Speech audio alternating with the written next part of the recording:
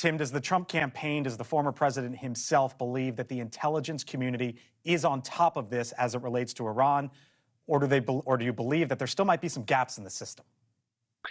Well, I mean, you have to take them at their word that they're giving him the full picture. And I think we've already known that the Iranians have a number of assassination teams that have been assigned to try to take out the former president. And I think you heard him express his view of it right here, that he doesn't think that the current administration, and that includes Kamala Harris, by the way, has said or done enough when you have this rogue nation, this obviously belligerent and hostile state, openly trying to take out a candidate for president, himself a former president.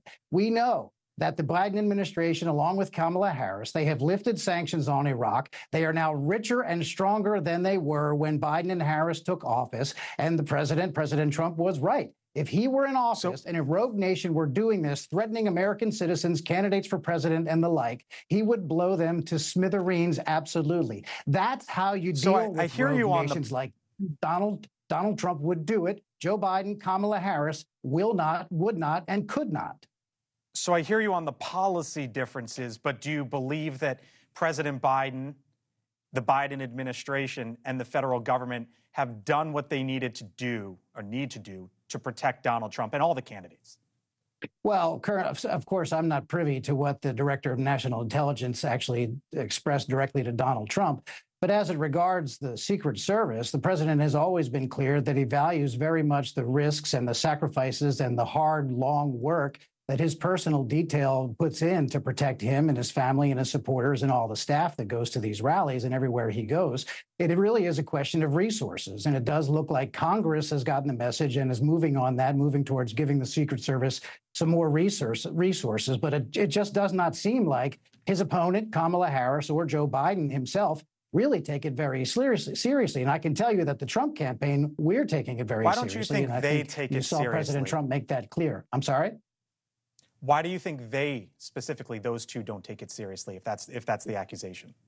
Well, you certainly don't hear them talking about it. I mean, all you hear about Kamala Harris talking about is the fact that, oh, I grew up in a middle-class family. And I thought it was interesting, Kelly Meyer there, the last report we heard right before you came to me, she said that Kamala Harris was expected to lay out her economic vision today, but people didn't hear any of those details. And let me tell you, Kamala Harris, I don't know how many times she thinks she can get away with this. You can't tell the media, hey, I'm making a big economic speech, and then all you do is you go out and you roll out the same old platitudes that everybody's already heard before. What's happening here is Kamala Harris knows that she's on the ropes. She's going to the border on Friday. All that's going to do is highlight the fact that every American knows that she did not do her job in protecting the border. She gave what was supposed to be an economic speech today, and all she did was roll through the same old things that everybody's already heard before. There's no economic plan. She knows she's losing. She knows that Donald Trump is driving the conversation on the economy. He's been in Georgia and North Carolina and Pennsylvania. He'll be in Michigan on Friday talking about auto workers. The economy and inflation are a disaster. It's on Kamala Harris's watch. She said it right there. We know we have to move away from failed policies. She's talking about herself.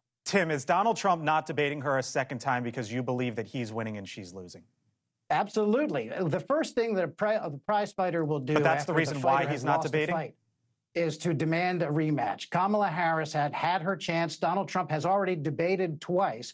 Kamala Harris, she failed to make her pitch to the voters. She failed again today in Pittsburgh. She's failing. She knows she's failing. Just watch her behavior. She wouldn't be going to the border on Friday or later this week if she thought she was doing a good job. That is a desperation move. People are advising her she shouldn't be doing it, but she's doing it. She's on the ropes and she knows it. Just watch what she does. That will tell you where she thinks she is. She's screaming for a new debate. Tim Murtaugh. What person who screams for a new debate if they think they're winning? Tim, who? All right. Tim Murtaugh, I got to leave it there. Trump campaign senior advisor. Appreciate you always coming on, Tim. Thank you. Thank you for watching. And make sure you go to joinnn.com to find NewsNation on your television provider. And don't forget to click the red subscribe button below to get more of NewsNation's fact-driven, unbiased coverage.